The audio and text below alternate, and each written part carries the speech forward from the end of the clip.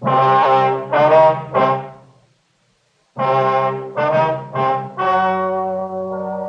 story you are about to hear is true. The names have been changed to protect the innocent. Fatima Cigarettes, king size, extra mild and soothing, brings you Dragnet on both radio and television.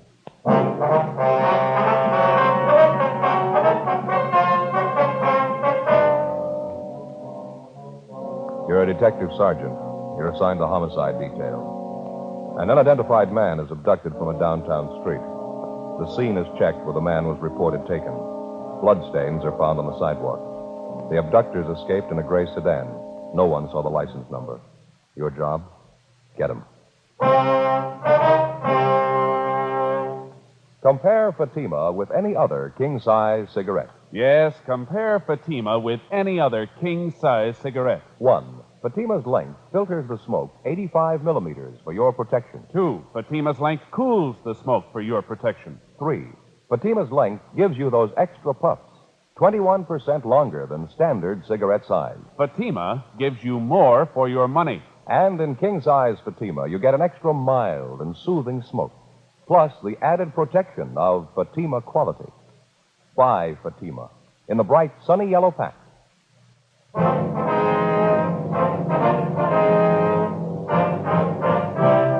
Dragnet, the documented drama of an actual crime. For the next 30 minutes, in cooperation with the Los Angeles Police Department, you will travel step by step on the side of the law through an actual case transcribed from official police files. From beginning to end, from crime to punishment, Dragnet is the story of your police force in action.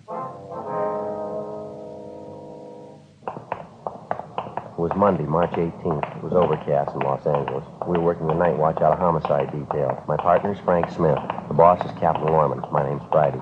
It was 6:48 p.m. when we got to the corner of 11th and South Pierce Street, the 797 Club. Sorry, no more service tonight. Closing up. Your name, Leon Morley? Yeah, I can't serve you any drinks, so closing up. Police officers, Mr. Morley. I'd like to talk to you a minute, if you don't mind. Oh, I'm sorry. I thought maybe you were after a drink. We were just talking to the officers in the radio car up the street, the car that answered the call out here tonight. They told us you're one of the people who saw what happened. Well, yeah, I guess I did. I saw part of it anyway. Lousy deal, kind of thing makes your ulcers pop. That's why I'm closing down early, going home. We're following through in the investigation, Mr. Morley. I'd like to have you tell us everything you know about it, if you would, everything that you saw. I told the cops in the radio car everything I know. It was about 6 o'clock, and I heard this big commotion out in the street. I didn't know what it was. Sounded like somebody was hurt. I went out and took a look. Marie in the beauty shop next door, she was outside rubbernecking, too. She saw as much as I did. You talked to her? Yes, sir, we have. She wasn't too clear on some of the details. Maybe you can straighten it out for us. I'm glad to if I can. What do you want to know? You mind telling us in your own words just exactly how it happened? I mean, how you saw it? Well, there's not an awful lot to it. I was working behind the bar here, and it was around 6 o'clock, like I say, maybe a couple of minutes after. I was just fixing up a round of drinks for some fellows when I heard this noise outside. Yeah. Didn't know what it was at first. It sounded like somebody screaming like they were hurt. You said you heard this commotion outside the bar about 6 o'clock. Yeah, that's right. Well, I didn't go out right then. I finished mixing the round of drinks. First, I thought the racket was just a couple of early drunks, but it kept on. A man screaming. It got louder, and I decided to take a look. Mm-hmm. I went out and looked down the street a couple of doors, down toward the corner. Which corner is that, Mr. Morley? Oh, the nearest one, down to the left. Here, I'll show you. All right, fine. I didn't know what was happening. Terrible sound. Man screaming at the top of his lungs. You recognize who the man was? No, I didn't. Never saw him before. Didn't get too good a look at him anyway. It was getting kind of dark. Here, let me show you. Over here by the window. Fine. I see it was right down there, just next to that mailbox. Mm-hmm. Well, these two guys had hold of the man who was screaming. They were trying to drag him into a car, a gray sedan. The man was trying to fight him off. Can you describe any of these three men for us? No, I couldn't be sure about it. Like I say, it was getting kind of dark. Well, you can see for yourself they were about 75 or 100 feet away. Mm-hmm. This man they were trying to drag into the car, he kept screaming, "Leave me alone, you can have the money. Leave me alone, you can have my car." Looked like he was hurt to me, blood on his clothes. Didn't anybody try to help him? Well, you know how this neighborhood is. When there's trouble, they all cut out. They don't want to get involved. It happened pretty fast anyway. These two guys got this man in the back seat of the car, and the big guy got in the back seat with him. The smaller guy got in the front seat, and they took off. And which way did they go, Mr. Morley? Straight down the street there. They turned right at that corner. Mm-hmm. Did you happen to see the license number? No, I thought of it, though. They didn't turn the car lights on and went by pretty fast, too. I couldn't get a good look at it. Was it a California plate, do you know? Oh, yeah, I noticed that much. That's about all, though. What kind of a car was it? Like I told you, a gray sedan, 4-door. I couldn't tell the make. Fairly new car. Well, did you notice anything outstanding about the car? Anything at all? Well, I don't know. What do you mean outstanding? Well, special markings of any kind, anything unusual. Maybe some of the accessories, spotlight, anything like that? No, nothing I noticed. The rear bumper was bent out, I think. Matter of fact, I'm pretty sure of it. Rear bumper. Yeah.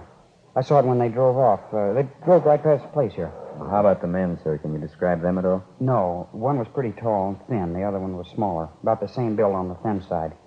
They sure must have worked that guy over. He was all bent over. Looked like he was holding his stomach. Stains all down the front of his suit. On the sidewalk, too. I guess you saw that. Yes, sir, we did.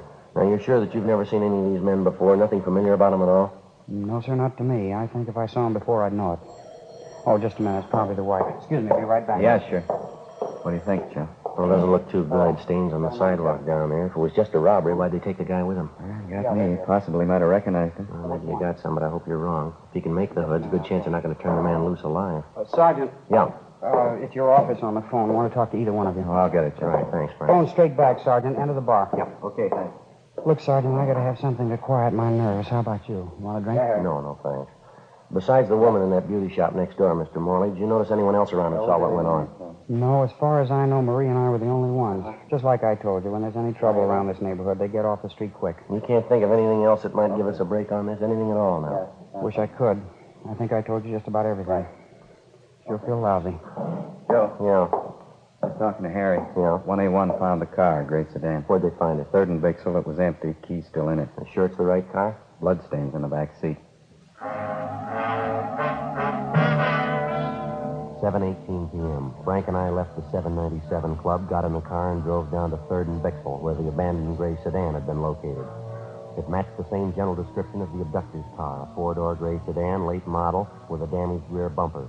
Dean Bergman from Leighton French dusted the car and succeeded in raising a half a dozen fingerprints, which he took back to the office for possible identification. The crime lab crew went over the car for additional physical evidence.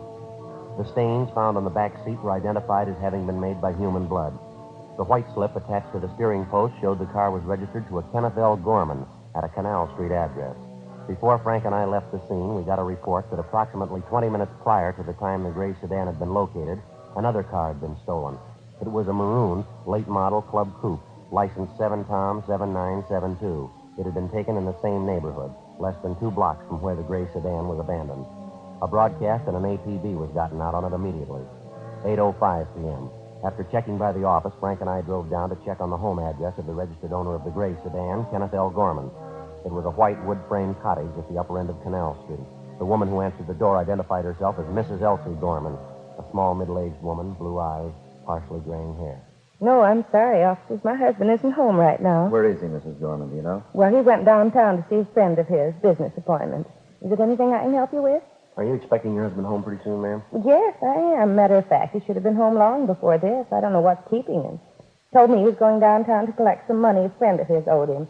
Said he'd be right back. I don't know what could be keeping him. When do you leave the house, ma'am? About 2:30, 3 o'clock this afternoon. It's almost 8:30 now. It could be he stopped to have a beer with his friend. He usually phones, though, if he's going to be late. I don't understand these men sometimes. You and your husband own a car, Mrs. Gorman? Yes, we do. My husband has it right now. Why? What kind of a car is it, ma'am? A 49 Chevy sedan. Gray color, 4-door? Yes. License number 7T7972? Well, yes, I think that's it. Why? What's the matter? Something happened? Nothing to get worried about, Mrs. Gorman. We located the car in the downtown area, parked on a side street. The keys were still in it. Thought we'd check on it. Where was it parked? Near 3rd and Bixel. Well, that can't be right. This man my husband was going to see has his store on Alameda. It's on Alameda between 9th and 10th. No reason for Kenneth to drive the car way down on 3rd Street. Possible he might have had another business appointment down there, ma'am. Maybe something he didn't mention to you. Well, I don't know. I suppose it is possible. You'd think he'd call, though. He usually does when he's going to be out late like this. What about this man your husband was going to see, Miss Gorman? You happen to know who he is? Yes, Fred Bernard. He's in the sheet metal business, has his shop on South Alameda. He owed my husband $300. My husband went down this afternoon to collect it. Are you a friend of your husband's, is he? Oh, yes, they're good friends. Fred and my husband have done business for years. There wasn't any ill feeling between them about this debt.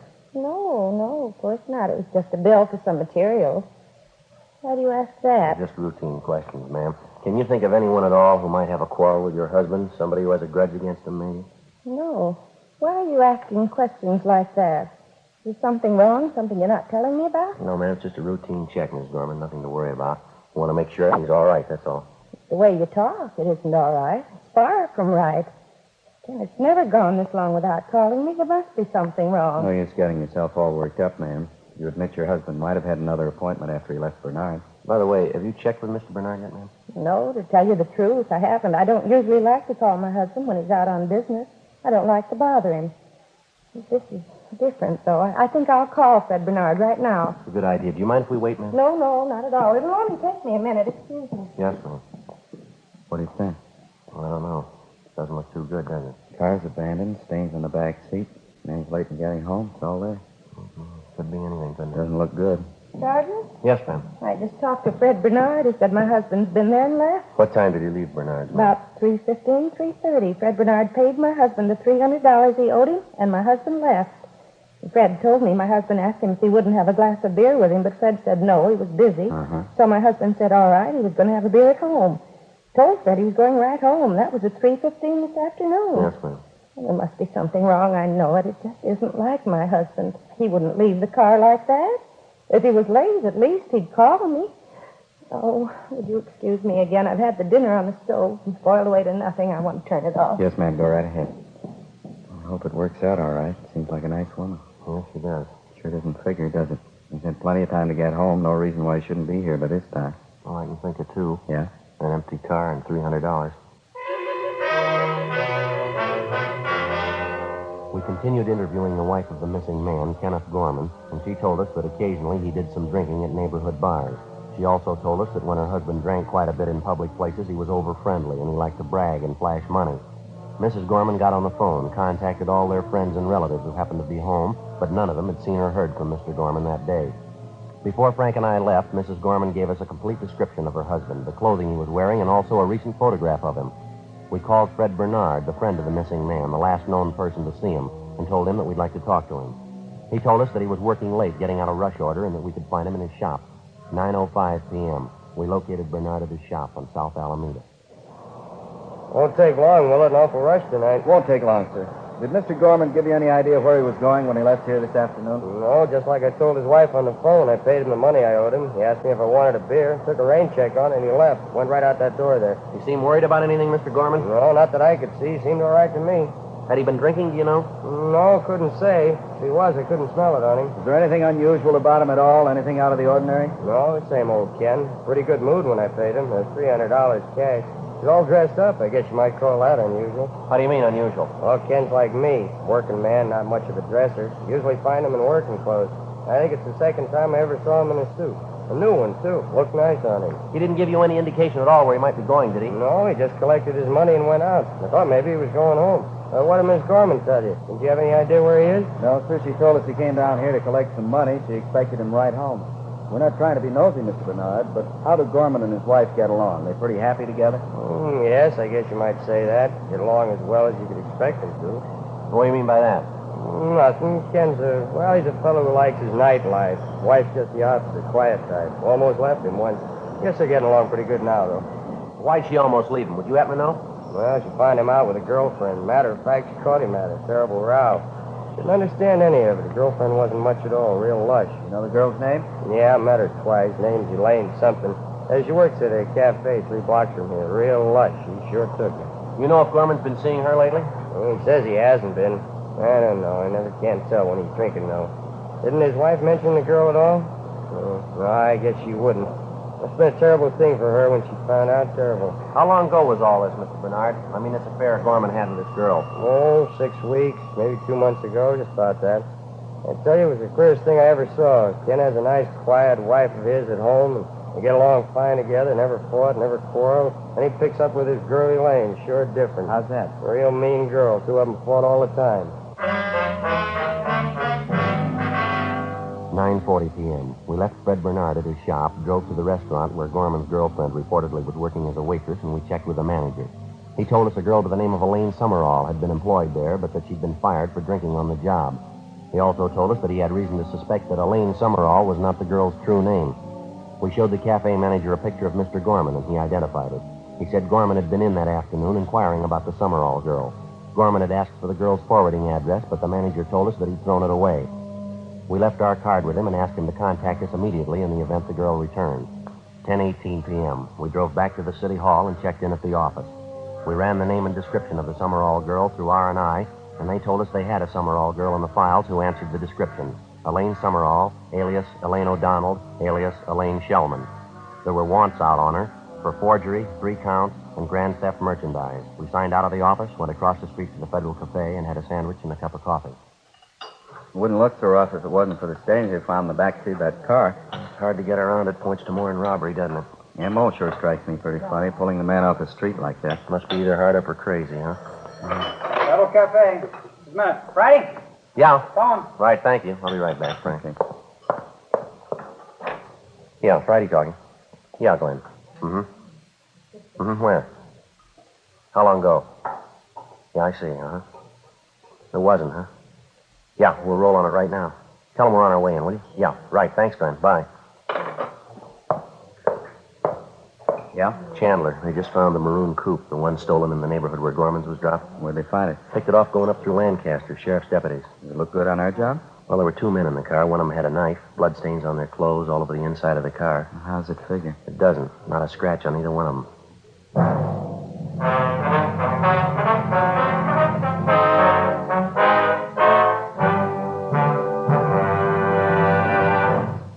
You are listening to Dragnet, authentic stories of your police force in action.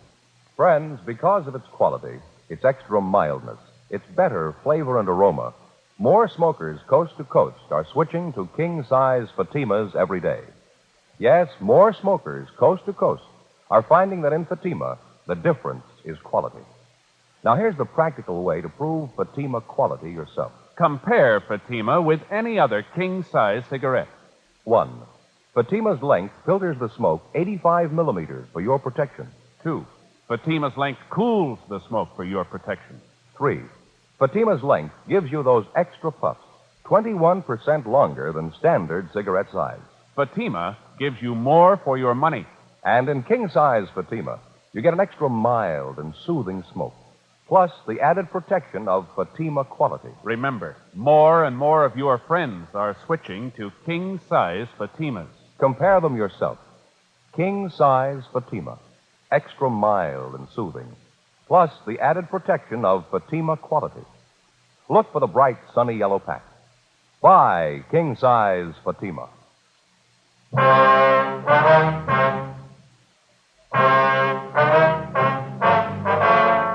Monday, March 18th, 10:40 p.m. After we received the report that the stolen maroon coupe, along with the 2 suspects, had been recovered north of the city in the town of Lancaster, Frank and I stopped by the record bureau and checked to see if there was a make on either one of the suspects. The first one, Paul Mike, white male American, 32 years, 5'11", 150 pounds, brown hair, brown eyes. He had a long felony record, including burglary and robbery. He'd served sentences in both San Quentin and Folsom, and there was a warrant on him for violation of parole. The second suspect, Floyd Compton, white male American, 34 years, 5'8", 135 pounds, black hair, brown eyes. His record included arrests on suspicion of burglary, 4 grand theft merchandise, and 3 drunk arrests. He was a petty thief known to us as a shoplifter. He'd never served time in a penitentiary. 10:55 p.m. Frank and I, with identifying photographs of the 2 suspects, left the city and drove north. We checked in at the Lancaster Sheriff's Office substation. Captain Walker Hannon briefed us on the details of the arrest, and then he showed us back to the cell block where the 2 suspects were being held. He told us neither of the men had been questioned because the officers there weren't acquainted with the facts of the case. He also informed us both men had been separated from the time of their apprehension. Captain Hannon had Paul Mike taken from his cell, and he was brought to the captain's office where we started to question him. It went slow. I don't think I understand you, Sergeant. What's all the excitement about? You can answer that better than we can, Mike. Answer what? What do you want to know? The car, Mike, the bloodstains. What about them? A little unusual, wouldn't you say? I don't know anything about any bloodstains. If they're in the car, I don't know how they got there. It isn't my car. Yeah, we know that. What about the stains in your clothes? Well, I don't know. We were sitting in the car there. Maybe the stains rubbed off on us. You got a cigarette? Only one thing wrong with that story, Mike. The stains are on the wrong side of you. All right, so I had a fight. Got hit in the nose. What's that, a law against us? I got a hunch, Mike. Yeah? You're lying. Where'd you get that car? I told you where I got it. Me and Compton were bumming a ride on San Fernando Road. This spook came along in the maroon coupe and gave us a ride. A couple of miles this side of Lancaster, he stopped the car and got out. Said he'd be right back. Walked right out into the desert. That right? Yeah. Waited for him to come back. Waited a long time. Honked the horn, yelled for him. We finally gave it up. Matter of fact, Compton and me got a little scared. Thought maybe the car was stolen. I didn't want to get caught in a hot car. I'm an ex-con. I couldn't stand the heat. The truth, I'm squaring with you. What about the money, Mike? Huh? The money. They booked you in with $133 in your pocket. Oh, yeah. I got lucky in a crap game last night. I was pulling out. How about the pocket knife? Blood stains on it? You win that in the crap game, too? No, matter of fact, it was in the car. I found it right there on the seat. Big coincidence, Mike. Somebody leaves you a car, blood stains on the inside, stains on you and your partner. Pocket knife, stains on that, too. You're on parole, leaving town without notice, driving a car you're not supposed to be driving, pocket full of money you got no way of accounting for. Face it, Mike. What do you mean? Face it, you're dead. Flag on your card now. Parole officer wants you. Now, how about the truth? What do you mean the truth? I've told it to All right, you. now, come on. Let's save time for all of us, Mike. You've been around long enough. You've graduated. You know we're not going to buy that line. What line? How can I explain things to you? You won't believe me. I told you nothing but the truth since I walked into this room, and you won't believe me. You got a cigarette? How do you account for the blood in your shirt? I told you I had a fight. Guy hit me in the nose. Happened right down there in L.A. You can check it. Where'd it happen? Bar, downtown. There's a lot of bars downtown. Well, place on South Pierce. I go there sometimes. What's the name of it? 797 Club. Ask anybody in there. You said it happened tonight? Yeah, about 8 o'clock. Just before we cut out. Guy hit me right on the nose. Real rough one. You got a cigarette? What time did you say you had that fight? About 8 o'clock. You sure of that? Sure, why? You're not doing too well, Mike. Now what's the matter? We were at the 797 Club tonight. We talked to the owner. So what? We were there at 6:35. He locked the place up and went home at 6:45. He was sick. 797 Club? Yeah, that's right. Now, where were you at the time of the robbery? I want an attorney. I'm not saying anything else, trying to frame me. Take me back to my cell. Any way you want it, Mike. Let's go. What's the use? Tell them the truth and they don't believe you. How about that cigarette? Captain, would you have the jailer return this one and bring in copy? How about that? He couldn't tell the truth if it helped him. Hope we do better with his partner. Well, we're going to have to. We know we're on the right track. The big question is, what have they done with Gorman? Big guess. 1,000 places they could have dumped him between here and L.A. I hate to make book on his chances. Everything points to a killing, doesn't it? Mike looks like the one who could handle it. Come on in, Tom. Over here. Sit down. Yeah. My name's Friday. This is Smith, my partner. Hi. Branched out of your class, haven't you, Compton? Running in the big time here? What do you mean? We haven't done anything. Robbery, kidnapping, grand theft auto. You're moving pretty fast. Didn't Mike tell you? This guy gave us a ride. He stopped the car and walked away. We didn't steal the car. Thought the guy was lost. We drove in here to get help. Let's take it from the top. Where'd you spend the day? Who were you with? Mike, he stayed overnight with me. Both slept till about 2 o'clock, got something to eat, and went to his show. Got out about 5. What'd you do then? Went to this bar downtown. Didn't Mike tell you? You were with him, weren't you? Sure, I was with him. He'll tell you that. He did. And you didn't do anything wrong, did you? No. Then what are you worrying about? Let's forget Mike now. You level with us, will you? You're getting it straight. I didn't do anything. Mike says he can't stand another beef. Can't afford it. He's 2 up right now. I know that. Well, we believe him, Compton. Mike's done too much time. He couldn't make another trip easy. We think he's telling us the truth. Well, so am I. What are you getting at anyway? All right, now let's get on the bandwagon while you can. We don't need you, Compton. If you talk or not, it doesn't make any difference. Just a minute. Can I talk to Mike? All right, we'll give it a try. Frank, you want to ask him? Yeah, okay. Be right back.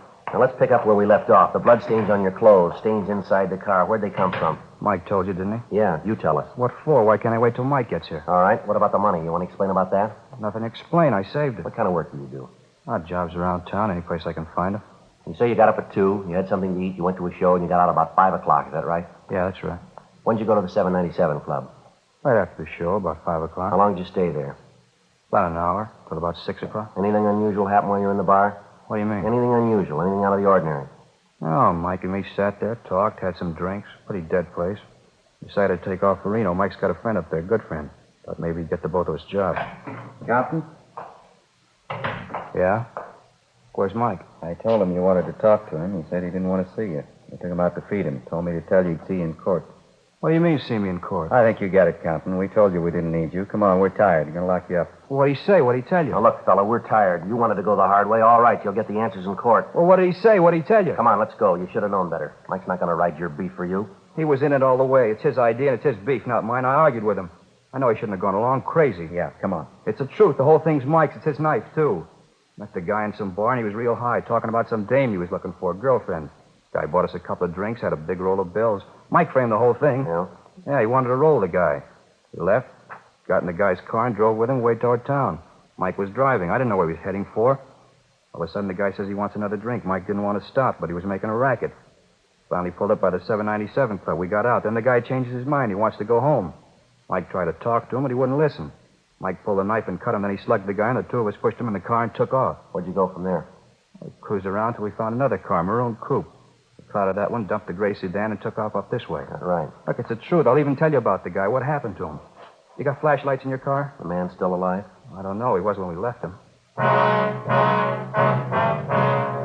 1:45 a.m. The Lancaster Sheriff's Substation contacted the local emergency ambulance, and they were instructed to follow our car. Along with the suspect, Floyd Compton, Frank and I got in the car and headed south, following his directions. After several tries at locating the spot where Mike and Compton supposedly left their victim, we finally found where they'd parked their car on the side of the road. We got out, and Compton led us back across a stretch of sand to a thick clump of sagebrush about 300 yards off the highway. The victim, Kenneth Gorman, was lying face down. His hands and feet were tied together. It was fairly evident that he'd lost a good deal of blood and that he was in a state of severe shock. He was placed on a stretcher and placed in the ambulance. All right, Compton, that's it. Let's go. Be real tough. Sure glad he ain't dead. Yeah, sure. Come on. Where are we going now? Back to the sheriff's office. Want to take your statement. Okay with me. Just one thing I want. One more thing. Yeah? That lousy Mike. I want to be there. I want to see him. How's that? Trying to load this thing on me. I want to see his face when you tell him. Can't wait to see it. Yeah, neither can we.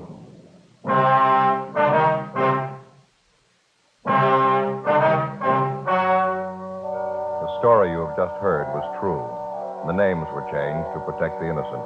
On July 12th, trial was held in Superior Court, Department 84, City and County of Los Angeles, State of California. In a moment, the results of that trial. And now, here is our star, Jack Webb. Thank you, George Fenneman. Friends, once again, I'd like to ask you to compare Fatima with the king-size cigarette you're now smoking. When you do, I'm convinced that you'll agree that king-size Fatimas do give you more for your money. An extra mild and soothing smoke, plus the added protection of Fatima quality. Remember, Fatima in the bright, sunny yellow pack. And remember, in Fatima, the difference is quality.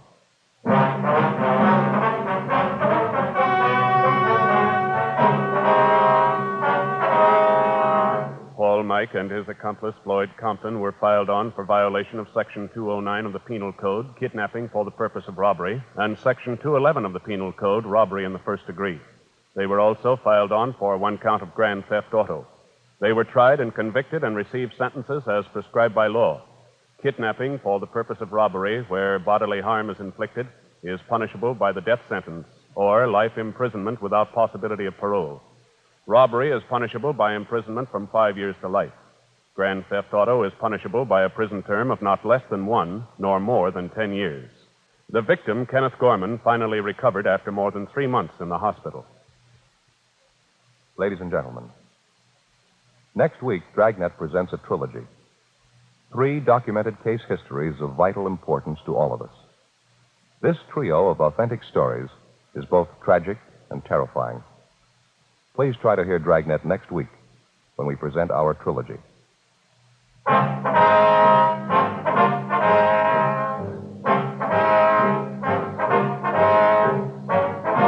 You have just heard Dragnet, a series of authentic cases from official files. Technical advice comes from the Office of Chief of Police W.H. Parker, Los Angeles Police Department. Technical advisors, Captain Jack Donahoe, Sergeant Marty Wynn, Sergeant Vance Brasher. Heard tonight were Vic Perrin, Virginia Gregg, Sam Edwards. Script by Jim Moser. Music by Walter Schumann. Hal Gibney speaking. Ladies and gentlemen, you may now read Dragnet every day on the comic page of your favorite newspaper. Please consult your local daily paper. King Size Fatima has brought you Dragnet, transcribed from Los Angeles.